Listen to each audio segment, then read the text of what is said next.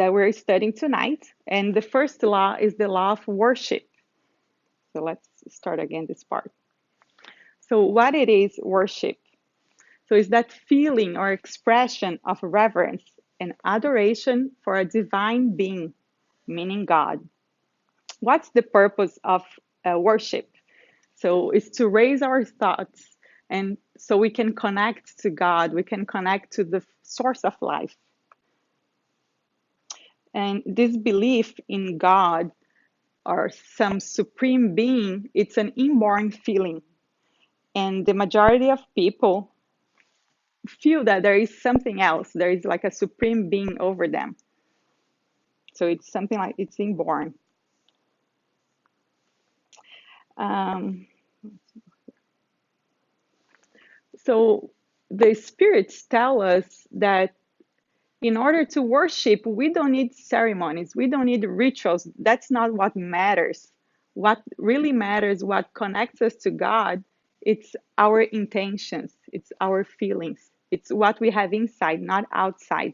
So that's very important. And they talk about that like throughout the book. Like intentions matter more than the exterior, than what we do outside, than the physical things, ceremonies, rituals. But they say it's okay if some rituals help us to connect with God or to meditate or to feel calm, then it's okay. There's not, no, it's the ceremony is not the problem. The problem is thinking that making the ceremony is what is worship. That's not what worship is. That's the main thing I think they say. So it's not for public display. It's what is inside us. And always, they always say that the best way of honoring the divine is really to help others, help the poor, help the afflicted, to do good. That's the best prayer. That's the best thing we can do here on earth.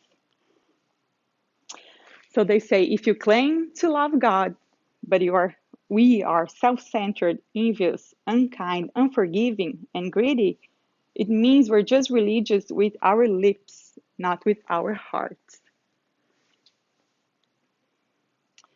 So, like we were saying, prayer is an act of worship, and it's meaningful if done with conviction, love, and candor. And if you are familiar with the gospel, the book Gospel, in the chapter 28, there is a collection of spiritist prayers. Sometimes people say, I don't know how to pray, what to say, which words to use. Sometimes if you want to start praying, it may be hard. But in this book, there is different prayers for different situations. For example, if someone dies, or if someone is ill or in the hospital, or if someone is dying, if you know the person is already dying, there are different prayers we can do for us and for other people. So that's like a good start if you don't know how to pray or which words to use. But they say what really matters is our intentions and that we pray with our hearts, with our feelings, and not just with words. But sometimes the words help to bring the feelings, right, up or outside. Again, good deeds are the best prayers, always. So the second divine law is the law of work. So work is a law, so it's a sign, right? So, but let's define what they mean by work. They mean that it's every sort of useful occupation. It's not just professional work. It's not just people who work professionally that are doing work. So everyone that is doing something useful for another person is working. And that's the type of working they're going to talk here. Um, so the necessity of work is a law of nature. And through work, we develop our intelligence. And on the opposite end, without work, we would remain just like children intellectually. We would not make the effort to evolve, to grow. So there are many questions in this book. One question was, how about rich people who don't really have to work? doesn't the law apply to them as well? How does it apply? So they say even though they may not have to work for money, doesn't mean they're exempt from working for others or helping others, especially if they have a lot of time. So if they don't have to work for money, but they should be doing something to help other people because they probably have more time than the regular people who work every day. So we are responsible for making ourselves useful according to our abilities. So the more abilities we have, the more skills we have, the more time we have, the more money we have, greater is our responsibility. But there is a limit of for work. So what's the limit of work? It's our strength. So we have the right to rest because we know that rest restores strength to the body. And we live in a material world. We have a physical body. So this body needs to rest in order for us to be able to wake up the other day and feel, like the strength to help others and help ourselves. Um, and people who are in a person are in a position of authority, if they like in a job, like manager with employees, maybe a father and a son, whoever, when you have this relationship of an authority, the person who misuses that authority commits one of the worst mistakes. So every abuse is against the divine law. So all like abuses in the professional, life at work and in any position of authority. Again, the more authority we have, the greater our responsibilities. And the strong should always assist the weak, elderly, children, people who are incapable of work. And we have the right to retire. Yes, that's good. Good news. However, they say we should never stop studying, learning, and help others. And everything we acquire, meaning our knowledge, our virtues, those will be part of our spiritual baggage. So even though, let's say, we retire, but we can still acquire knowledge, we can still acquire virtues before we die in this incarnation. And we're going to take all this knowledge with us to another life. So everything we learn here will help us in our next life.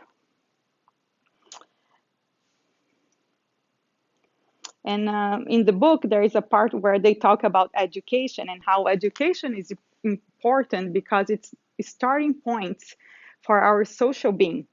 And they say that so people who are educated, they know or they're not going to suffer, for example, when work's not available, or in situations when it's time to retire, or when we can no longer work due to a disease.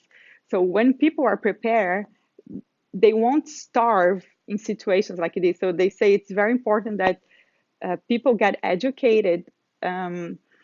So especially like people who don't have a lot of means or conditions. So as a society, we should prioritize education because a lot of people, let's say a lot of people lose work, right?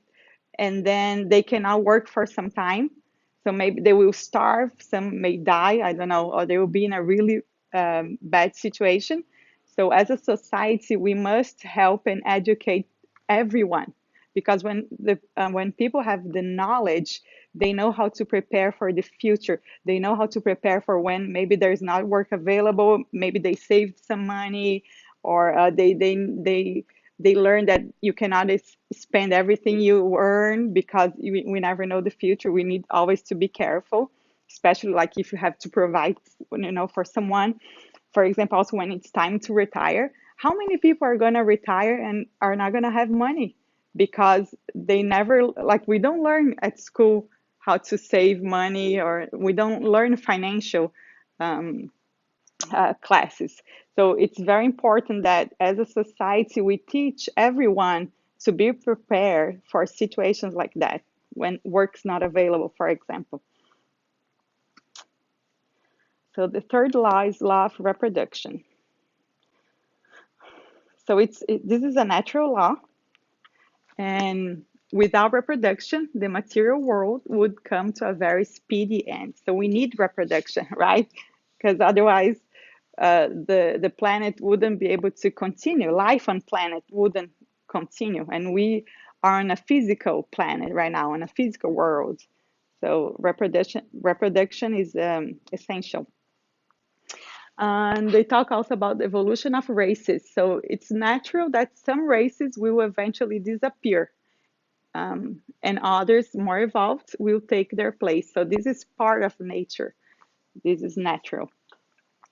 And most of the spirits of people on earth right now are the same as the primitive humans. So the spirits that incarnated when there were primitive people here, they keep reincarnating. So as our bodies here evolve, our spirits evolve. So if we are here right now, it means we're not new spirits. We're like old souls. It means because primitive spirits, when they first incarnate, they don't have any knowledge. They say simple and ignorant. So they are not aware of knowledge. They don't have any experience. So if we're here right now, it means we're not new souls. This is not our first incarnation. Welcome. This is not your first incarnation. So this is part of our evolution. And they say we come back to improve ourselves through new physical experiences. So the body evolves and the spirit evolves as well. So this is part of the law of reproduction. And they say in the book that obstacles to reproduction, so anything that hinders nature, is contrary to the general law. It's contrary to nature. So we should not limit the reproduction of other species without some good reason. And God gave us our intelligence, our power to think. So we should use it for the general good and never abuse it. So we should never abuse our intelligence and the power we have to change things, to change nature, to change species, to change the material world without good intentions, or in order to exploit, in order to make money. So this would be against God's laws. And also, this is what differentiates us from animals, because animals they act out of their instinct, but we are rational beings. So we can think, we have feelings, we are more evolved, or we are evolving. So we should use that in our favor, and also in order to do good and not bad. And they say that also, so scientific improvement of vegetables and animals, or animal species, it's not contrary to the law of nature. It's just how we do it and with intention, what intention we do it. And also, we all have the duty to further progress. So we should help progress, like the scientists, people who study, how to better things, and that's fine. But what really matters is the intention, if we're using that as means to make money or not. So it's how we do it. And here in the law of reproduction, they talk about marriage. So they say that it represents a more evolved stage in human development. It's a kind of progress achieved by humankind. So in a marriage, it requires cooperation and mutual commitment between the partners. And in a lot of times, those partners raise a family. So it requires a lot of commitment of two people. So they say this is progress. If we contrast of, I don't know, everyone people having kids and like nobody having a partner, it's harder on civilization, on people. So it's better if people help each other to grow a family and to grow our society. Oh, and if you have any questions, in the end, if we have time, you can ask questions. But there's a lot of slides, so I need to go through. Um, yeah. So they say that the abolition of marriage would return us to the life of the animals. Okay, they say that even some animals demonstrate examples of stable unions. So, like a stable union is a good thing. It's a good thing that people support each other.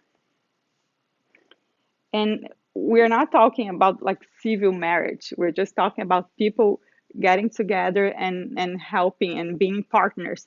So they say, so can civil marriage be dissolved? Meaning, can we get divorced according to the God's laws? They say yes, because civil marriage is just a human law. So that's okay. You're not breaking any law. You're not breaking God's laws if you get divorced. So it's fine.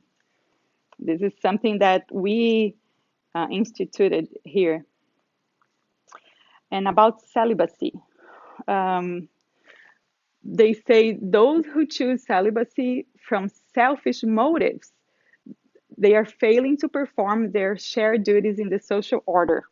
And but if the person, let's say, on the other hand, if the person is sacrificing, maybe not having a family because I don't know, they want to focus on something, maybe research, focus on something that can help others. In that case, then it's okay, then it's fine because you are doing that is more like a sacrifice and not because of selfish reasons. So the fourth law is the law of preservation. So self-preservation is an inborn instinct that we all have. And in some, it can be just mechanical, maybe like in animals. It's more like an instinct, more mechanical. And in orders, it's thought out. So we have the means to know and to do things to protect ourselves, to think through. So it's thought out in our case.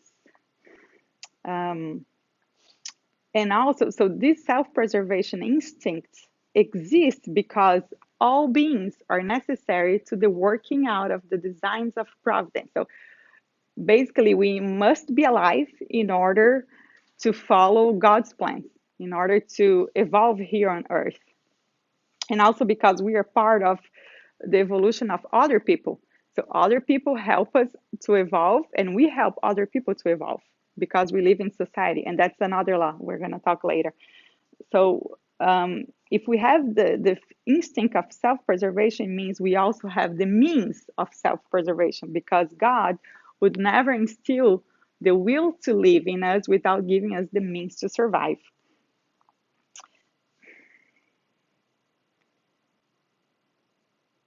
So also we are alive right now here on earth because we are here to evolve. We're here to do something. This is like an opportunity given by God to us.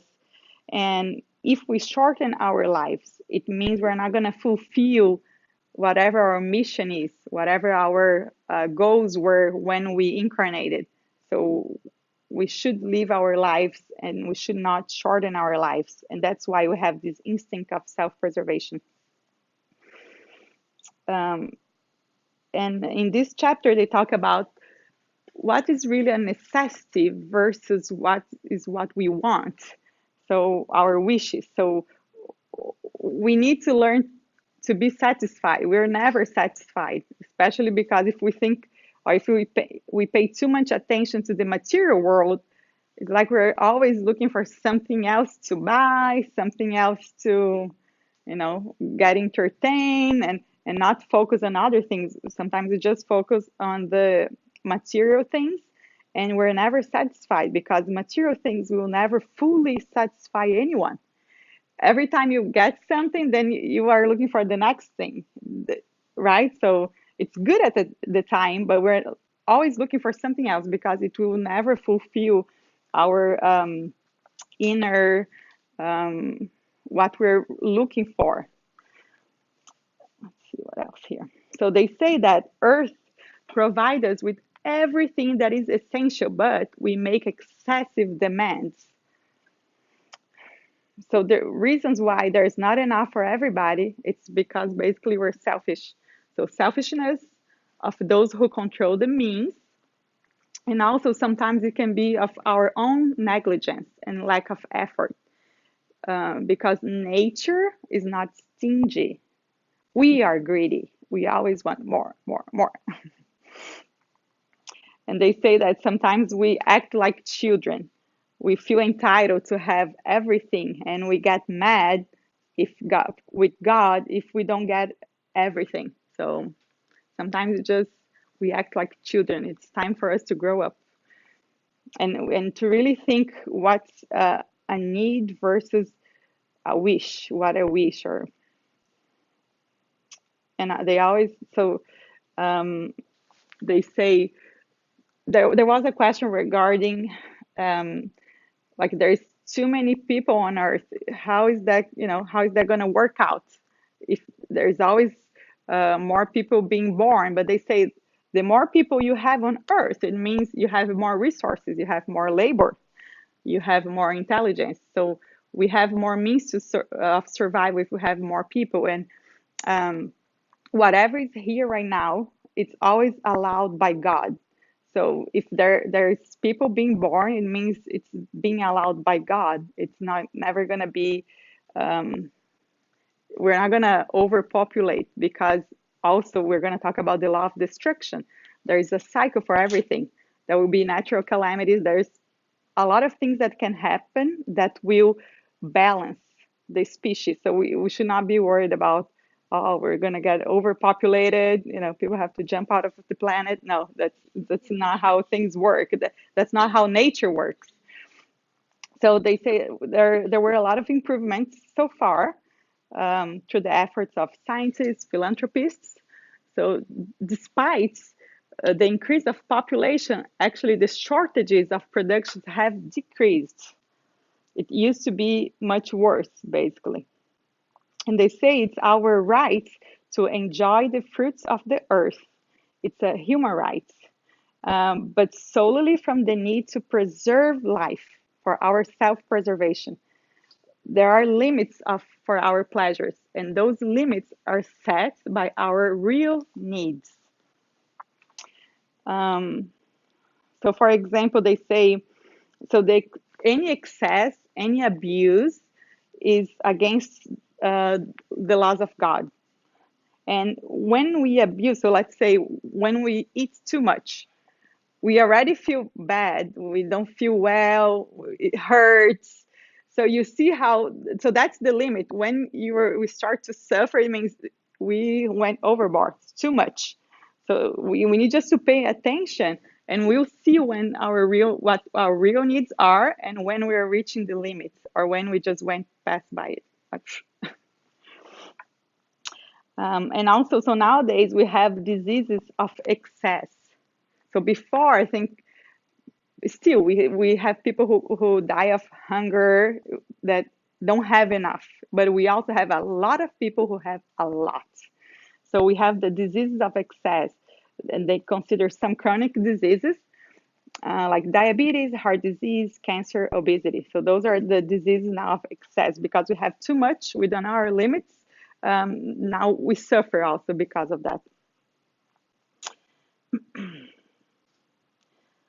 And about exploitation. So people who live at the expense of others or exploiting others cannot be considered civilized. Uh, and then they talk about self-imposed suffering. Is that okay? Is that good? If the person imposes suffering, they say, what's the purpose of the suffering? If it's like a spiritual purification, has no merit.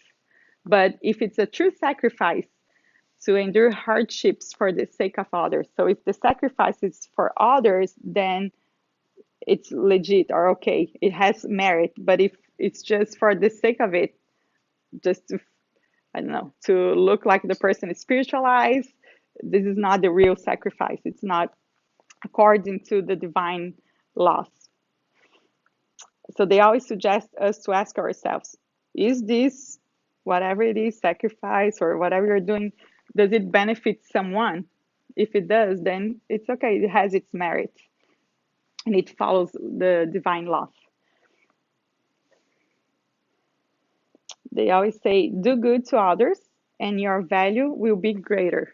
So doing good, if you do good, you're always in accordance to the divine laws.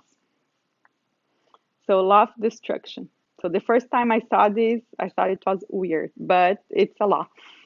So they say it's because I think we always think of destruction like this, but what they really mean, they say that destruction is nothing else than transformation, and this is part of nature. Nature has its cycles; it transforms. We're born, we reproduce, we die. So it's part of the material world. So the more material our planet is, the more destruction there will be because it's just part of the material world. So let's go here. So what's the purpose? What's the benefits of the law of destruction? So it establishes the balance in the population of a species, and also it transforms matter. If you think of the cycle of the water, I don't know, I learned this like years ago, but they explain. So there is the rain, and then there is water on the floor, and then evaporates, and then it goes to the cloud, and it rains again. So matter or nature is like that. There is a cycle, and it gets transformed. It's this destruction is not really a bad thing. It's just a transformation. And also, we should never forget that what dies, it's our body. It's the physical envelope. Our spirit is indestructible. So our spirit will never die. So destruction here, it only applies to the material things, not to the spiritual things. Because we're always evolving and we take with us, we have our spiritual baggage that will never be destroyed. And again, self-preservation here. So it prevents premature destruction. So premature destruction is not good. It's just destruction when it's the time for transformation. If it happens before, when it's the real time or when it's the time, it's not according to the divine laws. So they say that we should always seek to prolong our lives in order to fulfill our tasks. Again, everything that is abusive, it goes, it's in excess or beyond the limits, it violates God's laws. And humans will be held accountable for abusing the freedom they were given. So the more freedom, the more responsibility we have. And they talk about natural calamities. So why they exist or what happens. So it brings about transformation. And those transformations will speed up our progress. It will speed up the progress of the planet. It also accelerates development of a better order that otherwise would take centuries. So it's kind of a way to speed up or accelerate transformations on our planet. And everything happens for a reason. We don't know the reason. Sometimes people say, oh, if there was like a natural calamity, let's say earthquakes, tornadoes, mudslides, or wildfires, people say, oh, they had, it was their karma. They had to go, the people who were there that suffered the problem, the people say, oh, it was their karma. Or we never know. We should not never judge or make assumptions of a natural calamity, because we know that some people may be going through an expiation, so it can be their karma or expiation. Some might be going to a trial, which we know that it's a new test. It's just like an exam. You're going through the exam and you'll see if you're going to fail or not fail. And some may be on a mission. We never know which is the case. So we should never judge victims and people involved in like tragedies. What should we do? So we know that so each affected person has something to learn, even people who are looking at the news. So when we watch the news, we're also affected by that situation. So we also have something to learn because we're involved.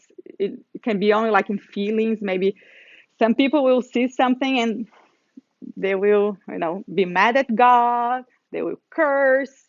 They will curse, I don't know, someone who provoked some calamity. Some will pray for the other person. So there are all kinds of reactions. So what is our reaction when we see something on the news? Do we help the problem by sending good vibrations, or do we help the problem by sending negative, help the bad part? How is our thoughts? How is our reaction? So we are also involved in things that we see. And they say that our duty as brothers and sisters is to help whenever possible. And also, those cases like earthquakes, tornadoes, those are opportunities we have. One, to exercise our intelligence, because it's not the situation itself, it's the aftermath. What happens? Things need to be rebuilt, donations need to be sent, people need to organize. There's a lot of things going on to rebuild an area or to help people. They have to be sent to the hospital. Sometimes there's not enough hospitals in the area. They have to, there's logistic. There's a lot of things involved. So it requires our intelligence, and it requires people working together. And also it demonstrates our patience and resignation, because we cannot always control what happens. So in those cases, the best course of action is our resignation and acceptance of a higher purpose, even though sometimes we don't really understand why it happened. And they say that as we develop scientific knowledge and accumulate experience, we'll be able to prevent calamities. We're still getting there. Here in the US, I think we get a lot of alerts, and so, but it needs to get better to avoid all these natural calamities. But we're gonna get there. And then I think this is the last one for the destruction. So wars. So those are man-made calamities. Those are not natural. So they are completely against the God's laws. So it shows the dominance of the animal over the spiritual nature. And they say that there will be a time when we will learn the real meaning of justice and live like brothers and sisters. Right now, we're just exercising little by little here and there, but we still see wars. So we're a little away. little, little. So when we talk about destruction, other things that come to mind: murder, cruelty, capital punishment. So those are all abuses of the destruction. It's not natural. Those are not natural things. So they say that, like wars, they are caused by our imperfections, and there is no justification for them. And then they focus on cruelty. It's never necessary. Even when there are wars, if the side that won the war, we should always show mercy to the other side. We should never do cruelty. And we are accountable for any atrocities we commit, and any compassion we show will be rewarded. Let me see here. So they say we should always love or respect our enemies and show mercy, and also forgive and ask for forgiveness. So social law. So God created us so we would live in society. And this type of interaction is essential in life. We evolve through helping and sharing with each other. And if we think of our senses, so we speak, we listen. So what and we see. So what would be the purpose of speaking and listening if we were not supposed to interact? If we should live in isolation, we don't need to speak or listen. So we have these faculties because we're supposed to share, help, interact. We are meant to live in society if we look at our bodies and how it works. And they say that the absolute isolation is contrary to the law of nature. In isolation, our mental and physical faculties will degrade. And also, If it's isolation is for selfish reasons, then it's against laws God. But let's say in a scenario where it's chosen in order to work for the benefit of society. I don't know, some scientist needs to find a cure for a disease, so he goes and focuses his research years and years.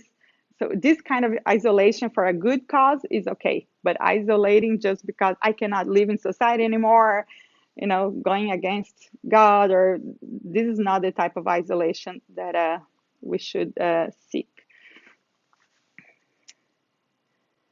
And also, so it's necessary to evolution. And if we think how we are born here, we are born in family. So family ties, it's the basis for our life in society. And there are reasons why we are born in the family we're born. Could be that we have like a spiritual family, meaning we are attracted to each other for good reasons, because we have affinities with each other. So that's the easiest type or the easiest scenario. Or what we call enemies from the past, or meaning something maybe we had a problem with in another life. It's not like an enemy, like, oh, I killed you and you killed me, but it can be many different scenarios, many different things. We need closure. So that's why we're born in the family we're born, and in the country we're born, and with the people we live with. There is always a reason. And it's also a great opportunity for us to evolve. If you think of your family, the people around you, what can you work on? How is the relationship with your parents, siblings, cousins, that distant relatives? Can you improve anything? Can you do anything? This is why we're here. It's not like for a huge mission. We need to go to Africa and help a lot of people. If you can do that, please do it. But if not, it's here where you are right now at work, the people that surround you, at your home, people you chose to live with. Those are the people you need to work on. Those are the relationships you need to cultivate. You need to try and be a better person, or be the better person in the relationship. And the purpose of living together is to learn to evolve or to love each other, because it's very easy to love people when they are away. You don't only talk with them, I don't know, one time a year, once a year. It's easier to love the person because you don't see any problem, any imperfections. When we are every day with someone, we see their imperfections, and that's when we have to make an effort to live together, and learn to live together. So the other law we learn is the law of progress. So we're always in progress, and we cannot go back. And the drive to progress is an internal impulse. It's an inborn feeling. And then we learn there is the moral progress, intellectual progress. So intellectual progress leads to moral progress. If we think right now in our society, right now, intellectual progress is here. Moral is like here, we're trying to catch up, because we learn, we develop technology, we develop uh, guns, we develop a lot of things. But how are we using the things we develop? Are we using those for the good, or using for the bad, right? So like nuclear bombs or nuclear energy, how we have a lot of knowledge, but how we use it, it's our moral progress. So we need them to be aligned. But right now we're just learning, but we need to also evolve our ethics, our moral, and why we do the things we do, the reasons, our intentions. So knowledge makes people more discerning and better at making choices, but they need to come into a balance. And they will come, but it will take some time. I think we're getting there. Oh. So, and they also say in the book that progress is a living force. No one can stop the march of progress. However, we can delay progress of ourselves through pride and selfishness. And they say that pride and selfishness is the root of all evil on earth. And it also delays progress sometimes, but it's not forever, it's just for some time. Um, and it's a natural right that we are granted, and everyone will evolve. Even the worst person you can think of on earth, that person will also evolve. If not in this life, in another life. We always have more chances if we don't do it once, but we have more chances. And if we're here, it means we already have a lot of chances also. How are we using our chances, our opportunities? Are we using to better ourselves this time, maybe? Um, Also, nations who do not favor education, they will get disintegrated because they say only knowledge dissipates darkness. Only love eliminates selfishness. And regarding our civilization, uh, being civilized or having a civilization, it's an indication of partial progress.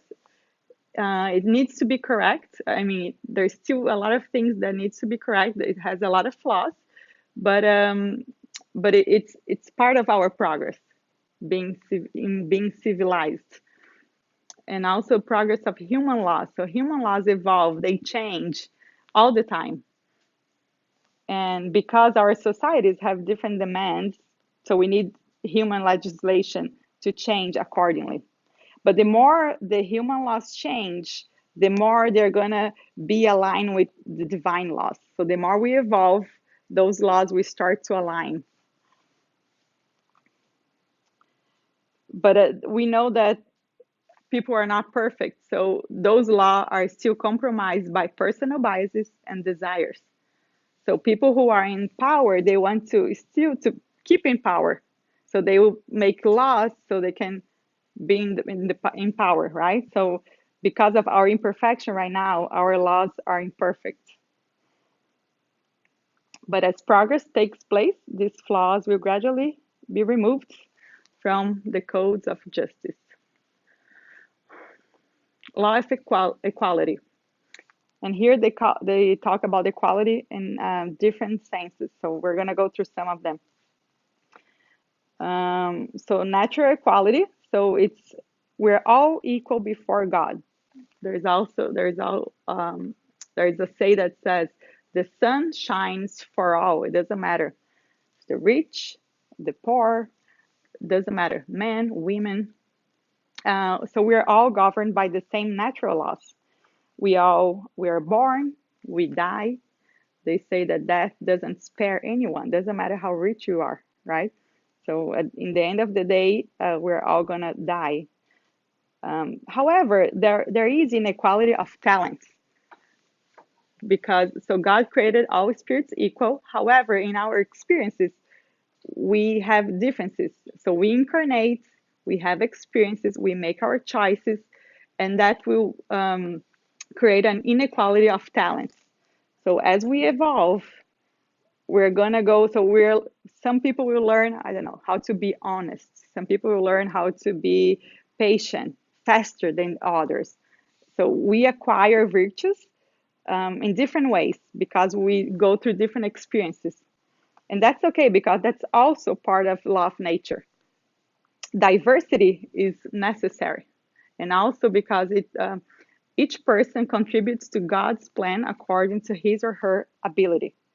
So it's part of nature, diversity. And that's okay. And social differences are human constructs, not God's. But they say, as pride and selfishness, which are the roots of evil, are gradually eliminated from earth, social differences will disappear. And we can think of, I don't know, things like I know in buildings in Brazil, there used to be like the work elevator, I think in some, or, the social elevator, work elevator. So these are things we human construct. For God, we are all equal. We should not use one elevator or the other, or one bathroom or the other. So it's our construct. Um, but they say that in terms of economic equality, there's no absolute equality of wealth because there are inequality of talents. There's always will be an inequality of wealth. It will oscillate. It's never going to be the same. But we should not have huge discrepancies. We should not have people dying of hunger when there's people who have everything and more and more and more. So this is also a social construct. Why did we leave things to reach that point? It's our imperfection. We need to narrow the gap. It doesn't have to be. It doesn't have to be like no gap. It will. There will be differences, and that's fine. But people should not be dying because they don't have what to eat. This is not civilized. We are not, because this is one reason why we still are not civilized, because there's still people dying everywhere, dying of like in Brazil there was a huge it was very cold in the south. There's people dying in the streets, and here also when it's too hot, people die. Why do we still let people die? So this is not civilized. So we're not there yet. So we need to work towards that. So the only remaining inequality will be of our personal merit achievements in time. And also people who exploit these situations. So if they use their social position to oppress others, they are to be deplored, and they will have their consequences. There will be consequences for abuses and exploitation. Maybe not in this life, but in another life. And they talk about the trials of wealth and poverty. They say both are trials. I think we often think that being poor is the trial. Being rich is not a trial, but they say actually being rich, because you have maybe more power, you have more conditions like to buy and do things, you have more time, you have more money in your hands. They say it's harder. It's harder to pass the trial of wealth. So they say, but why some of us are rich while others are poor? So in order to provide different kinds of trials, so they have different purposes. So poverty usually provokes complaining against God. So if we were in a position of being poor, we should try and not complain. So that's the trial there. And if we're wealthy, so it can lead to all kinds of excesses. So if we're wealthy, we should not try to use that or to abuse. So the poor is tested for resignation, and the rich is on what use they make of their wealth. So we are always being tested, whether we're poor or wealthy. And the greater our means and power, the more obligations we have to fulfill. And regarding men and women, they say we're all equal before God. God gave physical strength to one sex in order that it might assist, not abuse the other. We all play different roles according to their intrinsic characteristics. Men and women should be equal before human laws, as they are before the laws of God. And they say that in societies where women are considered inferior, those are a result of social institutions. It's not the law of God, and that shows just the abuse of strength over weaknesses. And they say that the emancipation of women follows the progress of civilization. So it's part of the progress. Their subjugation of women is in step with barbarity. So this is also, we need to evolve here. So we become truly civilized. So now, love, liberty. So they say there's no absolute freedom because we live in society and people have rights. So I have my rights and the other person has their rights. So there's no absolute freedom. I cannot just do everything I want if I live in society, if I live with other people. And slavery is like the worst. So the absolute subjection of any human is contrary to the law of God, of course. And this book was written in 1850, 1860 something. So that's why like they mention like slavery. I think now it's very obvious, but before then they had this as a subject. Although we have some forms of slavery still. Um, they say all abuses of human rights will disappear with progress. So the only freedom we really have, that there are no obstacles, is the freedom of thoughts. So we can have our beliefs. So in our minds, we're free.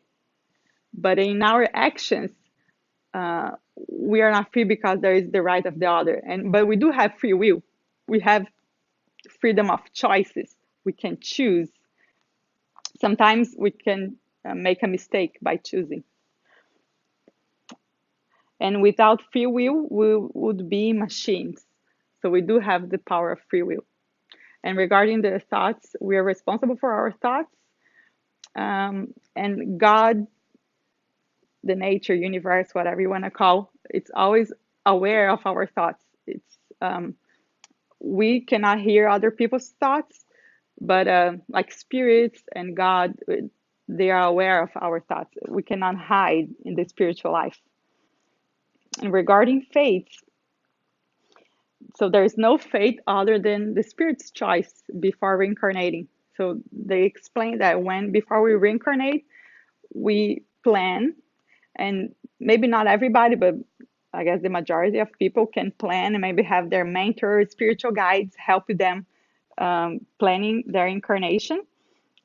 So in the things that you plan still, and it's a plan, so you can still come here and change your plan, which is good sometimes or bad. I don't know. But the only thing we are sure, the only fate is that our body will die. So that's the fate we believe. But other things like are just a result of our actions, so our free will. So we make choices and then we live the consequences. So this is our free will, it's not fate. And they use an example. So if you burn your finger, you're just careless. It's not your fate. You're not born to burn your finger. So it's not it's not a fate. So it's just action and reaction. We are careless, and then we feel the pain, which is law of action and reaction. And they say so only the great sorrows, things that are really significant in our life, those affect us as a spirits. Those may be predetermined by our plans when we were in the spiritual world and planning our incarnation. Like the big things that happen, not the small things. And no one is predestined to commit a crime. The crime is the result of deliberation, free will. And a lot of times it's a trial. It means the trial is not the crime itself, but the desire of doing the crime, or the opportunity to commit the crime. So the opportunity you had to maybe steal some money, that was a trial. You had the opportunity, but you chose to steal or not steal. We always have our free will. So we are not predestined to commit a crime. We can choose it. And they separate events of material life versus acts of moral life. So material life, things happen to us. We are born, we die, maybe there are natural calamities. We don't really have control of those things. But acts of moral life, those are no fate. Those come from our freedom of choice, our free will. For example, our choices and the decisions we make in life. We have chosen our trials, and the more difficult it is and the better you bear it, the higher you rise spiritually. So it's an opportunity. The trials are opportunities for us to acquire our virtues. The last law of justice, love, and charity. So they say this is the most important law. It's the law that encompasses all other laws. And they say that justice is really just the respect for the rights of others. So when we respect the rights of others, we are just. And that's the divine justice. And this is something very natural that is born with us, the sense of justice. And whenever we see something like on the news, or if you see an injustice happening, we feel bad. It doesn't feel good because we all have that. We know what's the just situation. We know what's wrong. It feels wrong, so we feel disgusted. Um, and many of our most private actions are beyond the human law. They are judged in our conscience. So they say that God put our judges is our conscience. So the tribunal of conscience, they call here. That's where all the natural law prevails. So no one is going to judge us. We will judge us based on what we know, what our knowledge. And this is the basic rule: do to others as you would have them do to you. And the desire to see our own rights respected is our best guide for the true meaning of justice. Like we want people to respect our rights, we should respect other people's rights. And we should always wish for others what we would wish for ourselves. And again, God placed this notion of justice in our conscience. We all have property rights. However, the most important right is the right to life. We all have the right to life. But we also have rights to accumulate wealth. But they say that if it's the result of honest work, it's okay. So if you accumulate wealth by your honest work, it's according to God's laws. But if it's not through honest work, if it's through exploitation, for excesses, abuses, then that's not our right. This is not a right. And if we have property, we are entitled to defend our property. That's in accordance to the laws of nature. And if the product of our work just benefits ourselves, so if we just acquire wealth, acquire things just for ourselves, and even for our family, this is selfish. The more we have, the more we are responsible. We should share and help others. So this is selfish. Love of one neighbors. And by love, what really Jesus meant is compassion for everyone, tolerance for the imperfections, and forgiveness of all offenses. Charity. So it's so Jesus came to show us the law of love. So even when we do charity, we should do out of love, and the way we do it matters. And we should never humiliate anyone when doing charity. So we should pay attention not just what we do, but how we do it. What's our intention and how it's done. They say that the charitable person is gentle, benevolent, and pays as much attention to the way a need is eased as to the need itself. And I think this is the last item here. Mother and filial love. It's a virtue and an instinctive feeling. And in the human race, it lasts throughout life. It's like a real strong bond, and it lasts after our life here. When we go to the other side, we know that it's never broken. We carry that to even like beyond the grave. It's a really powerful feeling.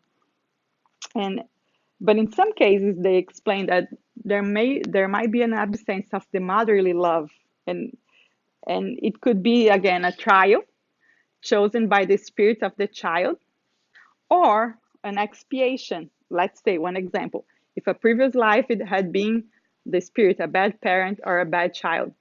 Again, we should never judge because we never know what goes on and what was the past of someone. So we know there are different explanations for the same thing. So that was the law, the last law. So as like a summary of the laws, let's see here. So law of worship. So they tell us pray, be thankful, connect with God, nature, universe, be mindful, meditate. This is all part of the law of worship. Um, but keep in mind that good deeds are the best prayer. Work, the law of work. Work, work, work, work, work. Like the song, I guess. I don't know. Be useful. Be useful. This work is not just professional work. So be useful to other people. It's okay to rest periodically, and it's okay to retire, but never stop studying and learning. Law of reproduction. We have to have in mind that it's necessary in material worlds, and this is how spirits can incarnate on earth. But we should be careful not to be slaves of our own instincts. We are rational and spiritual beings, and this is what distinguishes us from the animals. So just things to keep in mind about the law. Law of preservation, it's an inborn instinct. We should always take care of our bodies, of our spirits, because every living being is part of God's plan. Animals, plants, other human beings, we're all part of God's plan. Law of destruction. Transformations are part of life. It's the cycle of life. And only the physical body dies. Our spirit is eternal. Cruelty is never necessary. Social law. We need to learn how to live in society. We need to work on our relationships. There is a reason we are here on earth in our family. Law of progress. Progress is inevitable. Whether we want or not, earth is evolving. And we're in the process of becoming a world of regeneration. If the spirits who are here don't make an effort to follow and to progress, those spirits are not be able to reincarnate on earth anymore. They are going to have to go to a primitive world. And the ones that can keep up, catch up, will be able to reincarnate here. Or maybe if we study really hard, you may be able to go to a better planet in another life. And skip fifth grade here. Law of equality. We're all created the same by God and deserve the same rights and respect. And we should always treat everyone the same. And by the same, I mean well, not badly the same. So, and law of liberty, our thoughts are free, but since we live in society, we must respect our brothers and sisters. And we must practice our free will with responsibility and fraternity. And the last one, love justice, love and charity. So we need to love, respect our enemies and our friends too, do good deeds, and never forget the golden rule, which is do to others as you'd have them do to you. And so, like we said, it's 2019. We're going through a transition right now. We're going to a world of regeneration. It's not enough to not do any harm. This is like the past. In the past, if you didn't do any harm, you're good. Now it's 2019. It's time for us to make an effort, choose to do something, choose to do good, help someone, your family, can be people around you in your work. I don't know, make a commitment, choose a cause, something. It's not enough to not do harm. We must do good. And when we are in harmony with the laws of God, these divine laws, we don't suffer. So the effort we make into conforming to these laws is the effort we make to be happy. So it's really for ourselves and for the people around us. It's worth it. We'll be happier if we are connected to God. So it's really for our inner transformation and for our own happiness. And that's it. thank you for coming, and I hope you have a great evening. Thank you. I don't know if, no,